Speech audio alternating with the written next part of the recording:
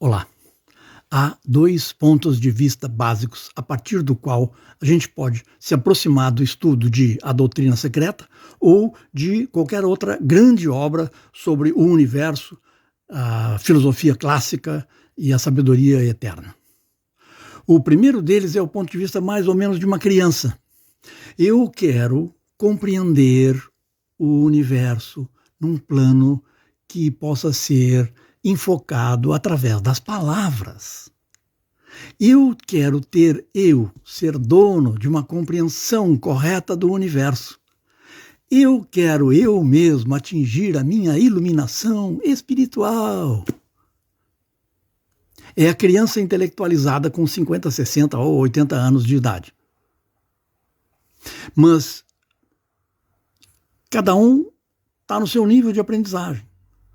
Então, eu querer me iluminar como pessoa, sem saber que eu estou já em unidade com todos os seres, e fazendo de conta que eu posso me iluminar sem iluminar os outros, que eu posso me ajudar sem ajudar os outros, que eu posso compreender o universo sem estar em unidade consciente com o universo, isso é um primeiro estágio.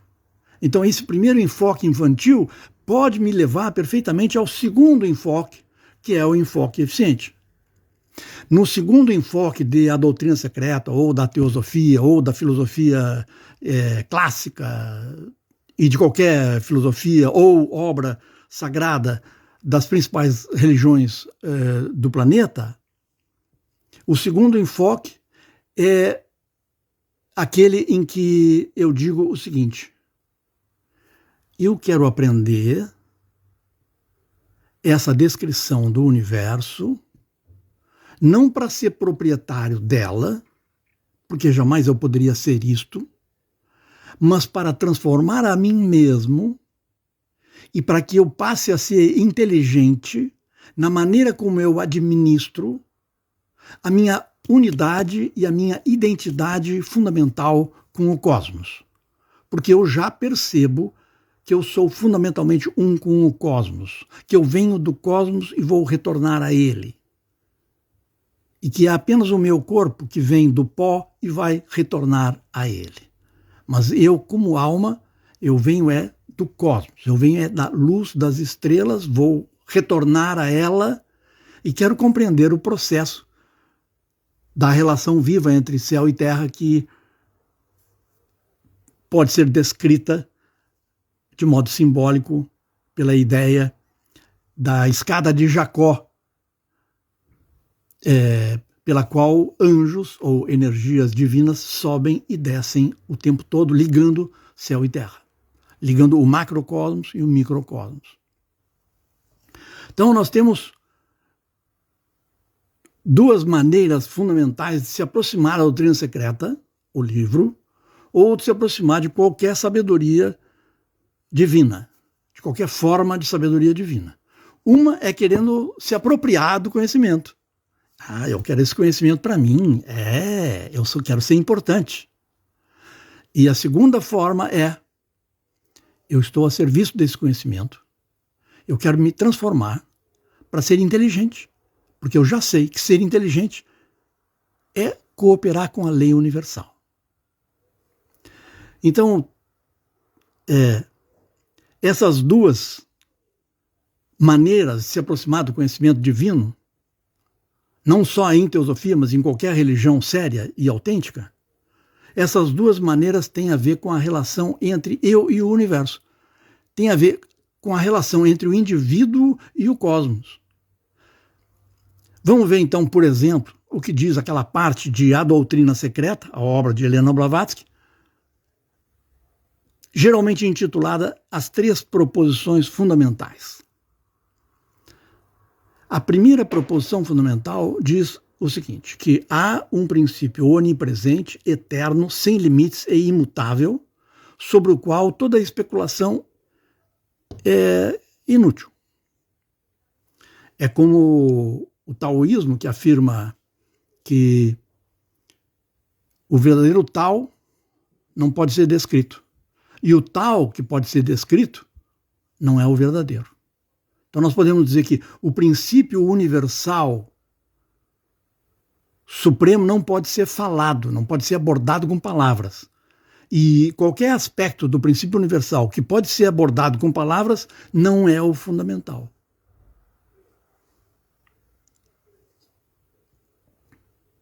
Sobre a inutilidade das palavras em relação às coisas mais sagradas, nós temos exemplos até na nossa vida familiar. Por exemplo, como é que eu poderia descrever o amor que eu tenho pela minha esposa? Como é que eu poderia descrever o amor que eu tenho pelos meus filhos?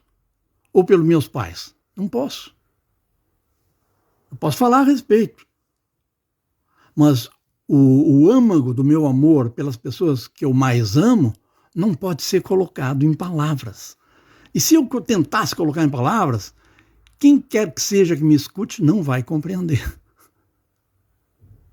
Isso é um exemplo que se dá no plano das relações pessoais de amor sincero. Agora, imagine-se em relação ao princípio cósmico universal. Com mais razão, então, o princípio onipresente, eterno, sem limites e imutável, não é uma coisa que a gente possa discutir, descrever com palavras. A segunda afirmação, a segunda proposição fundamental, estabelece a eternidade do universo infinito, ao mesmo tempo que ele passa por períodos de aparição e desaparição, que nós podemos chamar de noites e dias, ou de pralayas, para usar um termo oriental, e manvantaras, períodos inativos e períodos ativos do universo. E aqui também nós vemos uma correspondência direta entre a vida individual e a vida cósmica, porque tanto você, tanto eu, tanto cada um de nós, quanto o universo, tem períodos de manvantara e de pralaya, períodos de ação ativa e períodos de, vamos dizer assim, de introspecção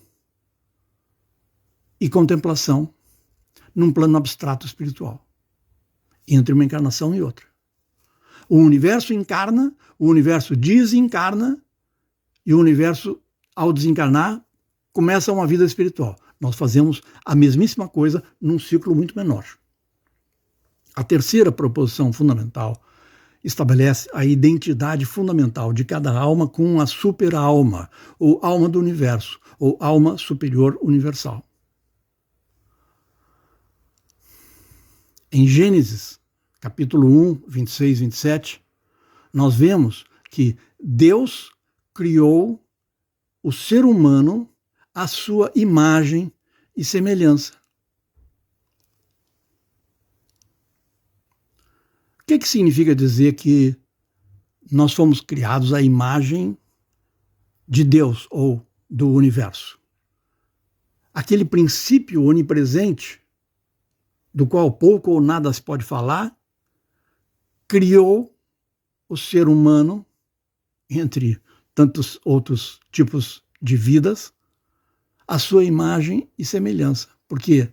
Porque ele fez uma espécie de Big Bang em que ele criou o universo, e cada pedacinho do universo, cada pedaço do universo, inclusive as vidas humanas, são uma reprodução do todo. Um átomo é um resumo do sistema solar, que é um resumo da galáxia, que é um resumo do grupo local de galáxias, e assim vai.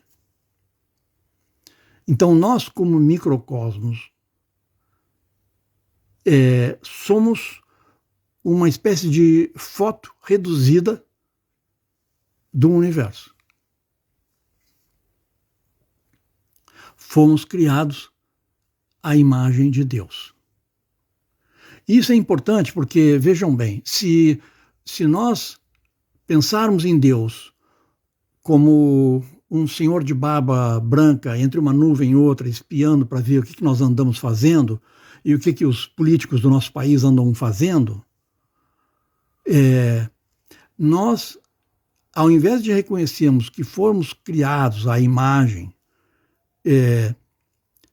de Deus, nós estamos criando Deus, nós, a nossa própria imagem, na medida em que nós criamos um Deus humanoide, criamos um Deus com aparência humana. O mesmo se aplica, em grande parte, a Jesus. Eu acho que é correto a gente se relacionar até com Deus, pensando nele como um ser humano, uma imagem de um ser humano. É correto se relacionar com Jesus Cristo, pensando nele como se fosse um ser humano, mas é muito correto, muito importante, pertinente, saber que, imagens poéticas à parte, Jesus é um princípio impessoal de sabedoria divina.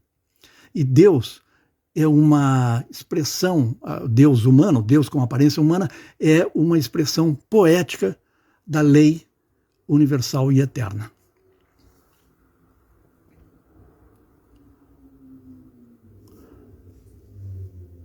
O pai se reúne com a mãe e cria uma criança. Mas o pai é um resumo do universo. A mãe é um resumo do universo. E os dois, unidos, criam uma criança, que é um terceiro resumo do universo. O que formam os três? Os três formam uma sagrada família. E toda família é sagrada, real ou potencialmente. Toda família é sagrada, na realidade, na sua essência. A questão é que as famílias sejam capazes de estar conscientemente ligadas à sua própria essência.